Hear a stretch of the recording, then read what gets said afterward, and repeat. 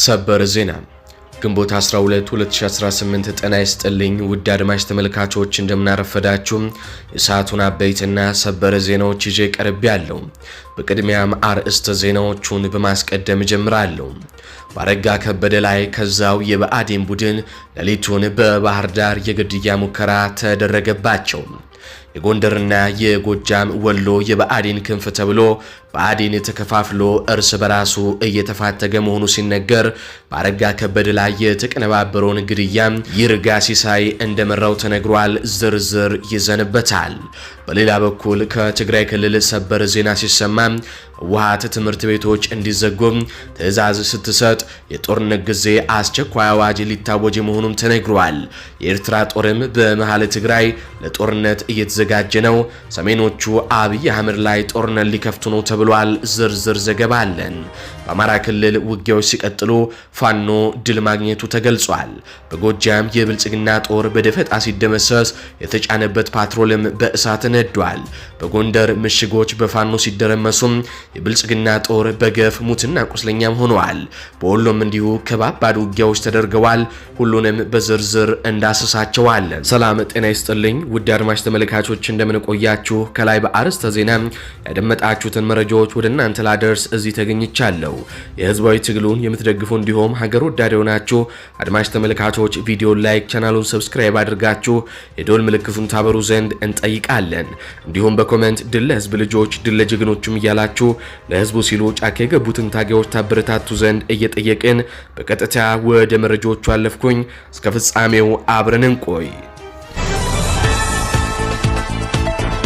ቀዳሚ ወዳደረኩት ዘገባ አልፋለሁ። ከትግራይ ክልል ሰበር ዜና ደርሶናል።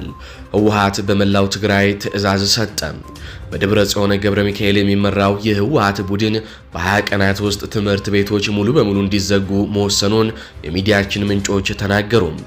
ቡድኑ በሰኔ ወራት ጦርነት ለመክፈት ማቀዱን ተከትሎ ነው ትምህርት ቤቶች በአስቸኳይ እንዲዘጉም የወሰነው ተብሏል።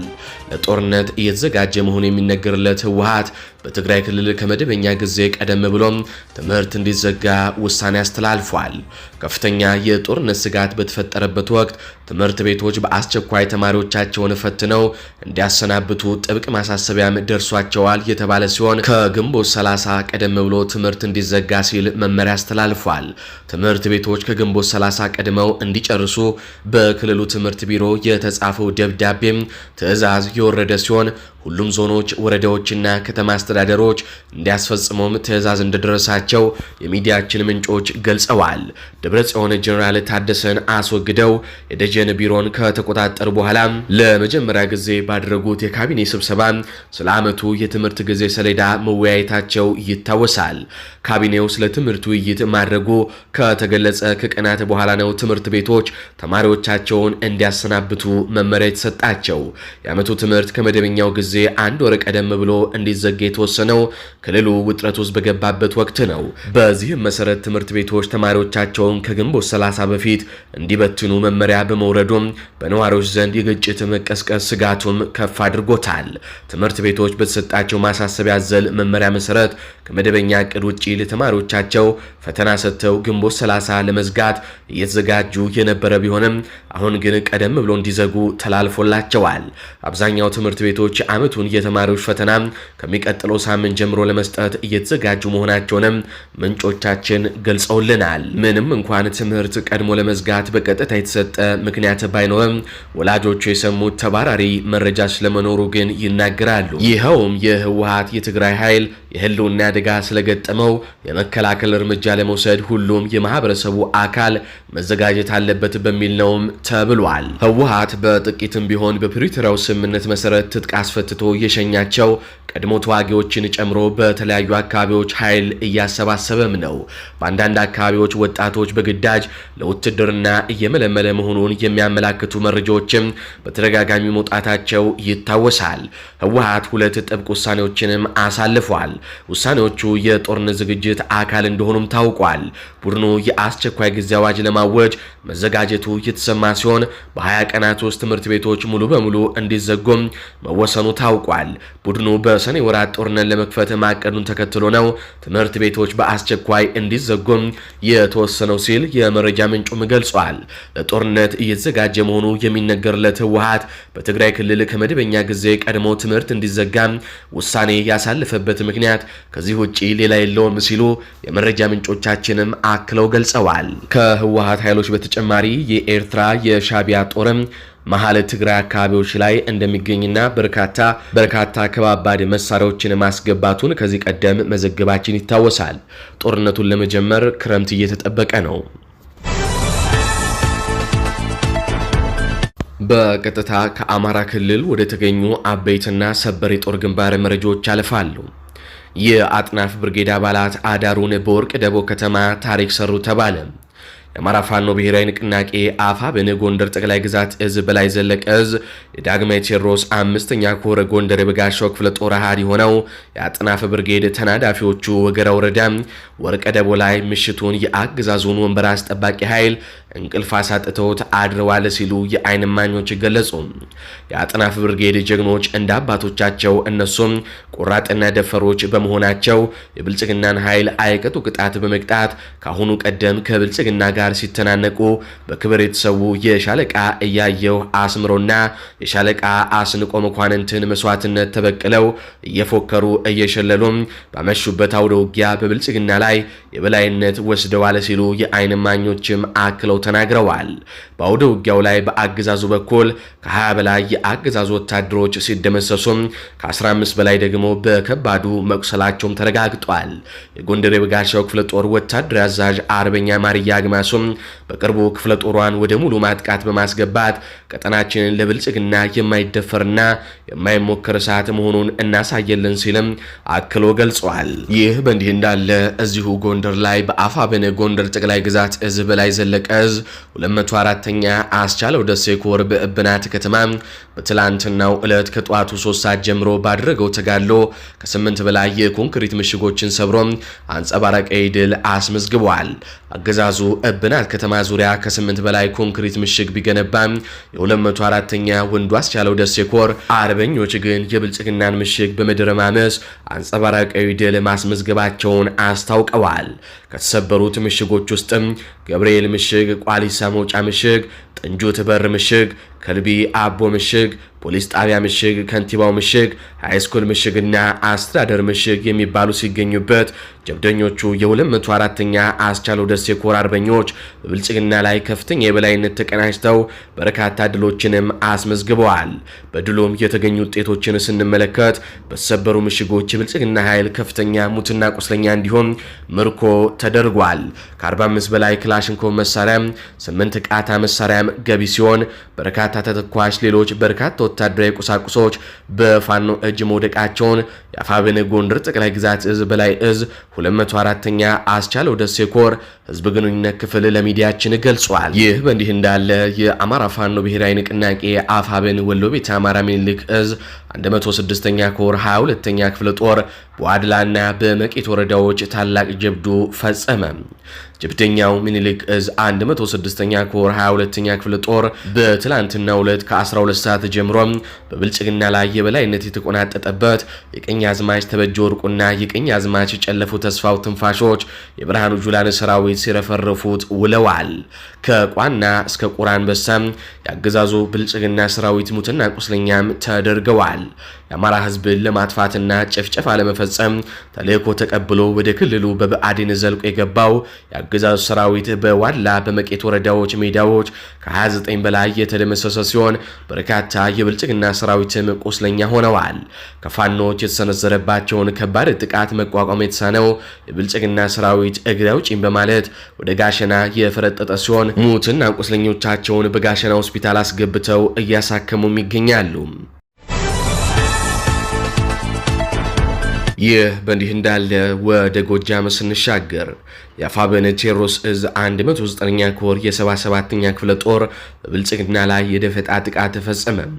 አፋብኃኝ ቴዎድሮስ እዝ 109ኛ ኮር የ77ኛ ክፍለ ጦር በሶስት አቅጣጫ ወደ ማክሰኝት ለመግባት መነሻውን ከፍኖተ ሰላም ከአጉትና ከገነት አባ ያደረገውን የብልጽግና ኃይል ነበልባሎቹ የ77ኛ ክፍለ ጦር ሻለቃዎች ደንገባር እናም በሌሎች ስትራቴጂክ ቦታዎች ላይ ደፈጣ መያዝ መብረቂያ ጥቃት በመክፈት በርካታ የአገዛዙ ሰራዊትን ሙትና ቁስለኛም አድርገውታል።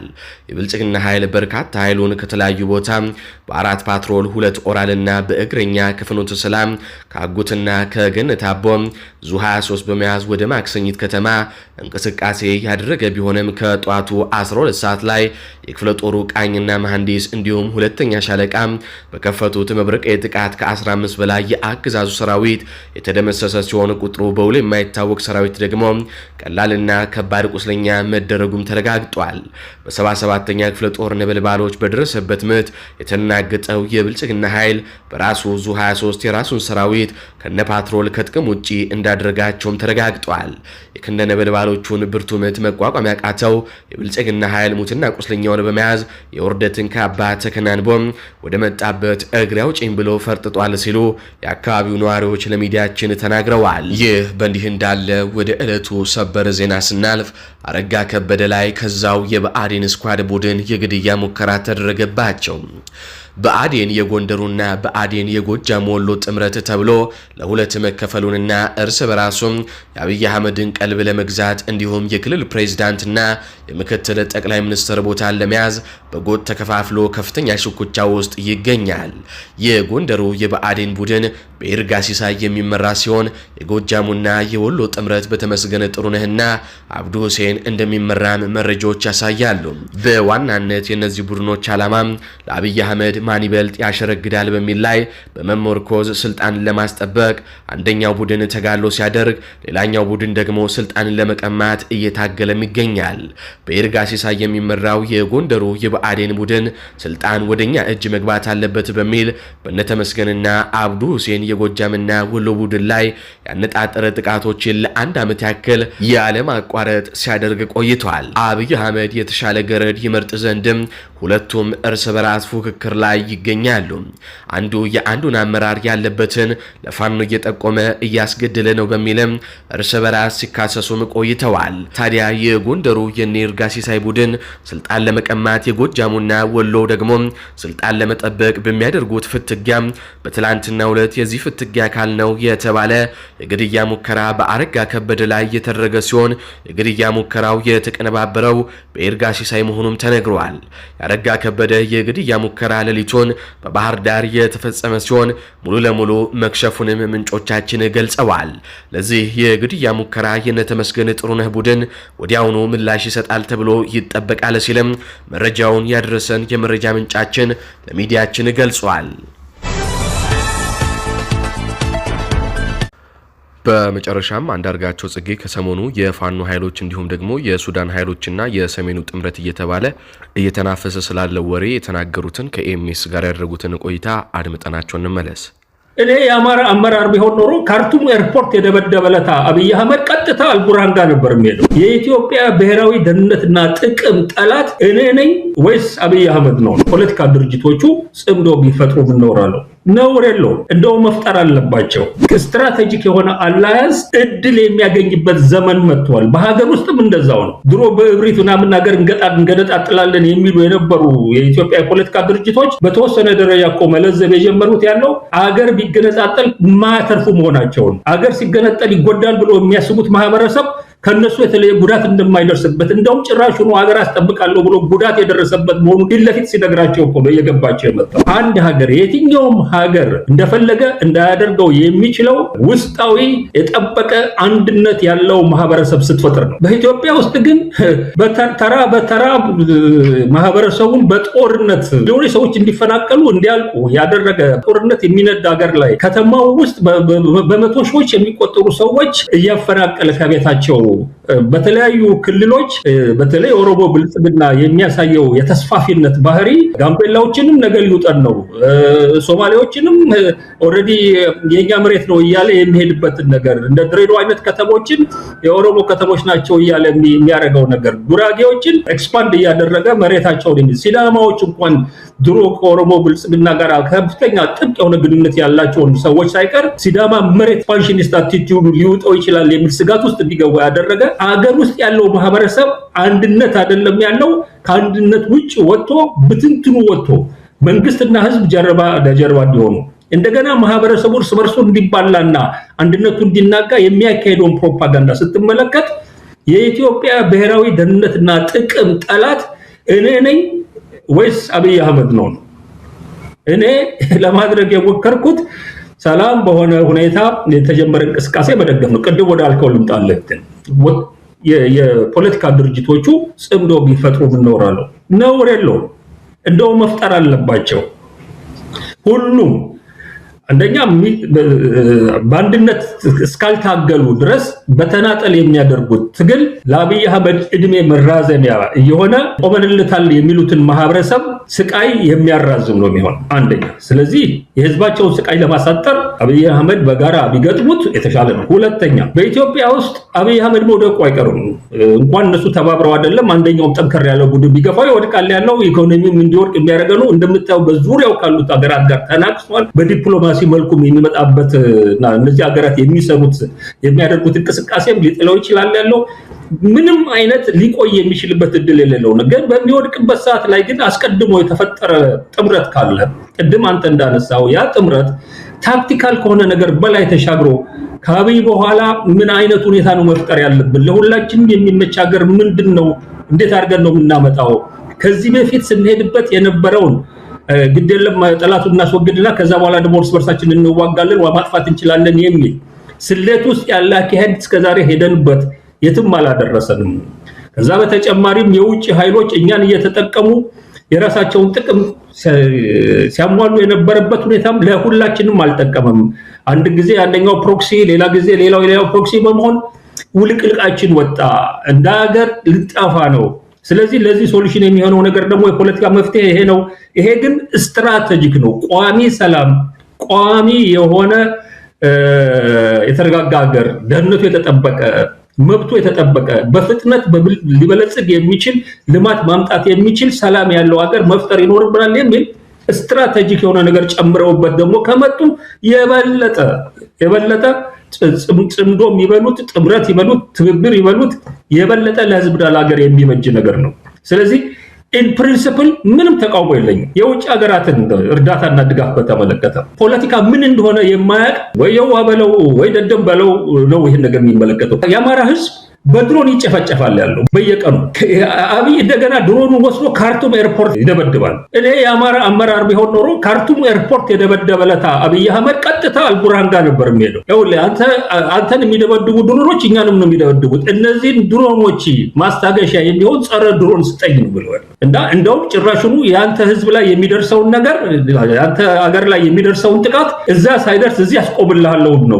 እንዲህ አይነት አላያንስ ነው መሰረቱ ያለው። ረጃጅም ርቀት የሚመቱ መሳሪያዎች ስጠኝ ነው ብለዋል። ደግሞ ራሴ ማን እንደሆንክ እነግርሃለሁ። አማራ ነኝ እኔ። በክፉ ቀን ከደረስክልኝ የዘላለም ወዳጅ ነው ማደርግህ። በአፍሪካ ቀንድ ትልቅ ጉልበት ነው ሱዳን የሚኖራት ያለው እኛ የበላይነት ያገኘንበትን ሁኔታ በአብይ አህመድ ላይ ስንፈጠር። ስለዚህ አንተም የህልውና አደጋ ነው በአገር ላይ የደረሰበት፣ እኛም እንደ ህዝብ የህልውና አደጋ ነው የደረሰብን፣ አገራችንም የህልውና አደጋ ነው የደረሰባት። ተባብረን እንደብድበው ቢላ አሁን ፋኖ ምን ሆኖ ነው ፖለቲካ ምንድነው ስሙ የልጆች እግር ኳስ ጨዋታ እኮ አይደለም ያለው። ሁኔታዎችን በሚገባ ተንትነህ አንተ ራስህን በማይጎዳ መንገድ ጉልበትና አቅም ሲሰጥህ ያስቀመጥከውን ግብ በሚያሳካ መልኩ ልጠቀምበት እችላለሁ ብለህ እስካሰብክ ድረስ የአንድ ሀገር ወዳጅ እርዳታ ሰጥቶ አያውቅም ለየትኛውም። አንዳንድ ጊዜ እኮ አሁን ግን ስትራቴጂክ የሆነ ችግር ውስጥ ለገባ ድሮ የነበረው አይነት አይደለም ድጋፉ የሚሆነው ያለው። የአፍሪካ ቀንድ ህዝቦች እኮ እያዩት ነው ያለው። አንድ ጊዜ ሶቪየት ፕሮክሲ በመሆን አንዴ አሜሪካ ፕሮክሲ በመሆን አንዴ ግብጽ ፕሮክሲ በመሆን የአፍሪካ ቀንድ አገሮች ያተረፉት ነገር የለም። የዓለም ጂኦፖለቲካ እየጠቆመ ያለው እንኳን እንደ ሀገር አይደለም እንደ ቀጠና እንኳን አንድ ሆኖ መትረፍ የማይቻልበት ሁኔታ እንደመጣ እያሳየ ነው። ሜቢ ስትራቴጂክ የሆነ አላያንስ እድል የሚያገኝበት ዘመን መጥቷል። በሀገር ውስጥም እንደዛው ነው። ድሮ በእብሪት ምናምን ነገር እንገነጣጥላለን የሚሉ የነበሩ የኢትዮጵያ የፖለቲካ ድርጅቶች በተወሰነ ደረጃ እኮ መለዘብ የጀመሩት ያለው አገር ቢገነጣጠል ማያተርፉ መሆናቸውን፣ አገር ሲገነጠል ይጎዳል ብሎ የሚያስቡት ማህበረሰብ ከነሱ የተለየ ጉዳት እንደማይደርስበት እንደውም ጭራሽ ሆኖ ሀገር አስጠብቃለሁ ብሎ ጉዳት የደረሰበት መሆኑን ፊት ለፊት ሲነግራቸው እኮ ነው እየገባቸው የመጣው። ዘመኑ የተቀየረ ዘመን አለው። በተወሰነ ደረጃ እድል ሊያገኝ ይችል ይሆናል ያለው ጄኒውን የሆነ ጥምረት ስትራቴጂክ የሆነ ዩኒቲ ሊፈጥሩ ይችላሉ የኢትዮጵያ ተቃዋሚዎች ብዬ ነው ማስበው።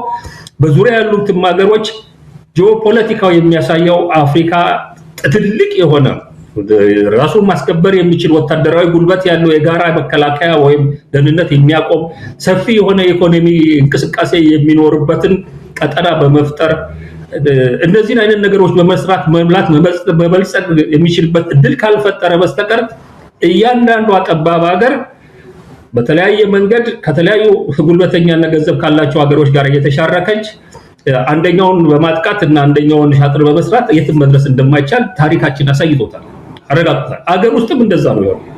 ስለዚህ ቢጣመሩ ቢገናኙ ቢወያዩ እንደውም የዚህን የሚወያዩበትን አጀንዳ ሌቨሉን ላቅ አድርገው ሰፋ አድርገው እርስ በርሳቸው መነጋገር ቢጀምሩ እኔ ሰው ልጆች ናቸው ሊግባቡ ሊረዳዱ ይችላሉ ብዬ ነው ማሰው። በሌላ በኩል ግን የሚነሳው ጉዳይ ከአማራ ጋር የተያዘው ከዚህ በኋላ አማራ የማንም አሽከር ሆኖ ማንም ሊነዳው በማይችልበት ደረጃ ተደራጅቷል። ከማንም ድጋፍ ቢያገኝ ዛሬ ያሉት ልጆቹ የባዕዴን አይነት ገረዶች አይደሉም ያለው። የሚያገኘውን ድጋፍ በሚገባ ተጠቅሞ የአማራን ህዝብ ደህንነት አልፎ ተርፎም የኢትዮጵያን መሰረታዊ ጥቅሞች በማይጻረር መልኩ ስራ ላይ ሊያውል የሚችል አቅምና ጉልበት ይዞ መጥቷል። ስለዚህ በዚህ ትግል ውስጥ አሸናፊ ሆኖ ለመውጣት ከማንም ጋር ቢጣመር ከየትም እርዳታ ቢያገኝ ለደቂቃ ሐሳብ አይገባኝም ነው። ይሄንን ነው የምለው። ከጀርባ የምትመለከቱት ባስና ታታ ማለት ነው ከጎጃም ወደ አዲስ አበባና ከአዲስ አበባ ወደ ጎጃም ለመሄድ እጀባ እየጠበቅን ነው።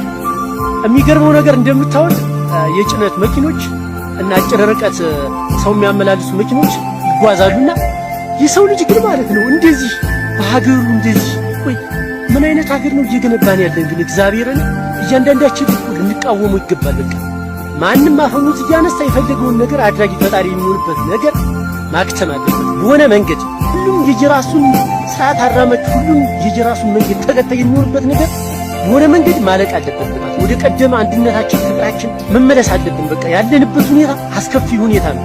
አስከፊ አሁን እስኪ እንዴት ነው ምንድነው የሚባለው? እግዚአብሔርን ይህ ሁሉ ወደ ውጭ ሀገር ለመሄድ አይደለም እዚሁ ሀገራችን ከቦታ ቦታ ለመንቀሳቀስ ያም ተነስቶ አፋኝ ነው፣ ያም ተነስቶ አድራጊ ፈጣሪ ነው። የጥንት አባቶቻችን እኮ ከዚህ የተሻለ መቻቻልና ሕግና ስርዓት ነበራቸው። እኛ ለምንድን ነው እንደዚህ በነፃነት ከቦታ ቦታ አድማጭ ተመልካቾች ለሰዓቱ ያስኩላችሁ መረጃዎች እነዚህን ይመስላሉ። በቀጣይ በሌሎች ዘገባዎች እስከማገኛችሁ ድረስ ቻናሉን ሰብስክራይብ፣ ቪዲዮውን ላይክ እንዲሁም ደግሞ ለበርካቶች ሼር በማድረግ አብራችሁን ትቆዩ ዘንድ እየጠየቅን በቀጣይ እስከማገኛችሁ ቸር ያሰማን።